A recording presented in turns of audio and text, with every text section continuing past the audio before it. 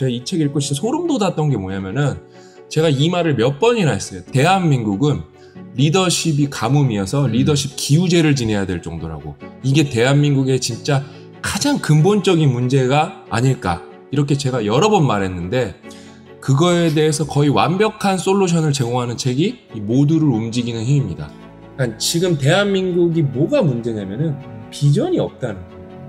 먹고 살만해. 우리는 현재는 괜찮아요 사실요. 근데 비전이 없어요. 그러니까 2030 친구들도 되게 답답해하는 거거든요. 옛날엔 비전이 좀 있었어요. 잘 먹고 잘 살고 싶다. 근데 그게 해결이 되니까 그 다음 비전으로 나가야 되는데 어렵죠. 비전의 정의가 뭡니까? 비전. 국어사전을 제가 찾아보니까 지금은 보이지 않지만 내다 보이는 장래의 상황. 이걸 이제 영어를 번역을 한 거죠. 일단은 사전적 정의가 실제의 정의랑 잘 매칭이 안 돼요. 그래서 이제 백과사전을 보니까 그래도 좀 정의가 더 낫더라고요.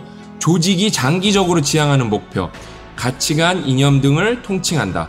개념적 속성이 명확하지 않아 비전에 대한 다양한 정의가 존재하지만 그러니까 벌써 백과사전도 정의가 불분명하다고 말해요. 가장 함축적으로, 가장 추상적으로 우리가 비전이라는 거를 고 작가님이랑 제목으로 나타내고 싶었는데 우리가 내린 정의는 뭐다? 모두를 움직이는 힘이다. 모두를 움직이는 힘이 비전 그 자체다. 저는 비전이라는 게 죽은 조직에 전기 충격을 줘서 살리는 방법이자 도구라고 생각해요.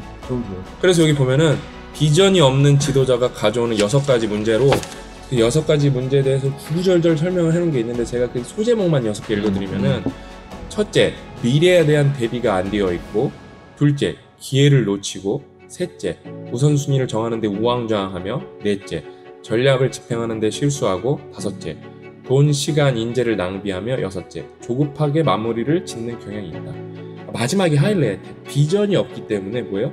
조급하게 마무리를 급급하죠. 그러니까 당신의 비전은 영감을 주는가. 이 문단 하나로 이 책이 끝났어요. 그냥 10점 만점에 솔직히 11점 줘도 돼요. 저희가 인생은 실전이다에서도 당신이 꼭 만나봐야 되는 사람 뭐라 그랬죠? 영감을 주는 사람. 그럼 이 다 연립방 정식으로 풀리죠? 여러분이 들어가야 될 회사는 어떤 회사냐면 여러분에게 영감을 줄 수 있는 회사여야 돼요. 영감을 주는 비전에는 4가지 특징이 있다. 첫째, 존재하는 것이 아닌 존재하지 않는 것에 집중한다. 둘째, 점진적이 아니라 기하급수적이다. 셋째, 어리석지 않고 위험하다. 넷째, 방법이 아닌 목표에 초점을 맞춘다. 끝. 이거는 제가 사족을 붙이기 정말로 미안할 정도로 완벽한 내줄이었어요. 진짜. 멋있어. 제가 방금 말한 4개에 대해서 진짜 진지하게 생각했죠. 근데 왜 자꾸 책을 읽어야 되냐면은 그렇게 해서 요약을 봤어. 그러면 여러분 그거예요. 방법이 아니라 목표에 초점을 맞춘다. 이게 무슨 말인데요 도대체. 그거 갖고 여기서 3, 40쪽, 20쪽을 설명을 하거든요. 그래야 그게 이해가 되는 거예요. 비전이 명확하려면 추상적이지 않고 구체적이어야 한다. 그게 다가 아니다. 비전은 반드시 명시적이어야 한다. 한 가지 이유는 간혹 알매 저주라고 불리는 것 때문이다. 지도자들은 비전을 알기 때문에 그들에게서 그것이 명백하다. 그래서 그들은 다른 사람들도 잘 알 것이라고 생각한다. 하지만 지도자가 비전을 충분하게 설명하지 않으면 어떻게 다른 사람들이 알 수 있겠느냐. 근데 여러분 여기서 방금 지도자뿐만 아니라 그럼 여러분의 비전은 뭐냐고 제가 물어봤잖아요. 그거 친구들이 아나요? 가족들이 아나요? 명시해야 돼 그거에 대해서.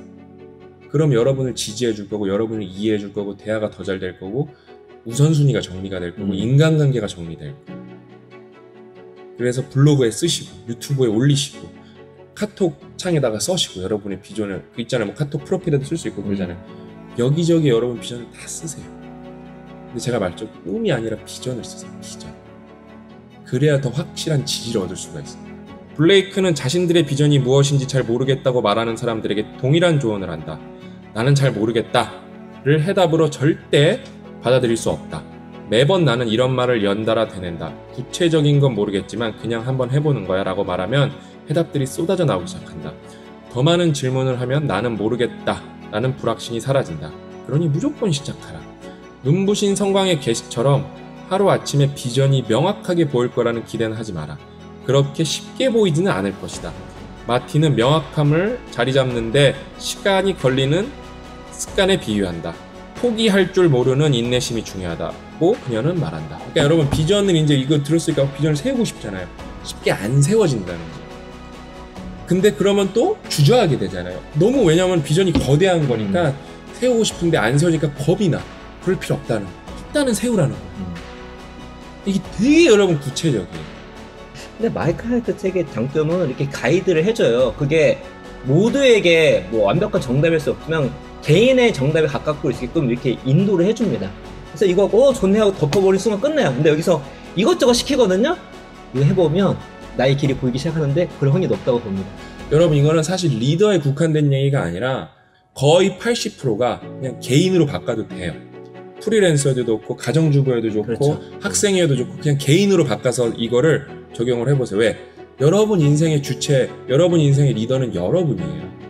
그래서 여러분이 개인의 이거를 한번 적용 한번 해보세요. 소름 돋을 정도로 완벽하게 맞아떨어져요. 방금 얘기한 것도 여러분 인생에 여러분만의 비전이 있냐고, 여러분의 죽은 삶에 전기 충격을 줄 수 있는 여러분만의 비전이 있냐고 바로 맞아떨어지잖아요. 그러니까 여기서 근데 비전이 되게 멋있게 뭐라고 말해요? 겁먹어도 좋다요. 그게 비전이 목표랑 다른 거예요.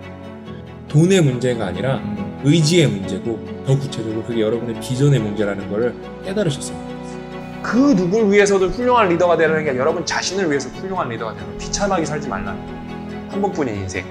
욜로 이런 데 써야 되는 거예요, 여러분. 한 번 사는 인생이잖아요. 근데 내가 왜 비참하게 살아요? 올바른 리더가 돼야 되잖아요. 닭이 먼저냐? 계란이 먼저냐? 알이 먼저냐가 중요한 게 아니라 뭐예요? 우리가 치킨을 먹고 있다는 사실이 중요한 거죠. 세상이 바뀌느냐 내가 바뀌느냐가 아니라 세상을 일단 잊어야 돼요. 내가 먼저 바뀔 수 있으면 바뀌는 게 좋은 거예요. 여러분들 다 그래요. 우리나라 리더는 다 거지 같다고. 그럼 여러분은 훌륭한 리더가 될 준비가 됐냐 이거예요. 리더는 절대 여러분 기우제진한다고 리더 제진한다고 하늘에서 떨어지는 게 아니에요.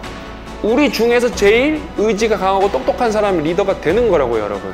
그럼 여러분은 리더가 될 준비가 됐습니까? 내가 묻고 싶은 거예요. 리더가 되면 좋다니까요. 왜? 결국 여러분이 회사가 거지 같아서 때려쳤다고 칩시다. 그럼 결국 여러분이 리더가 돼서 여러분이 인생의 사업을 이끌고 나가야 돼요. 근데 여러분 그 준비가 됐습니까?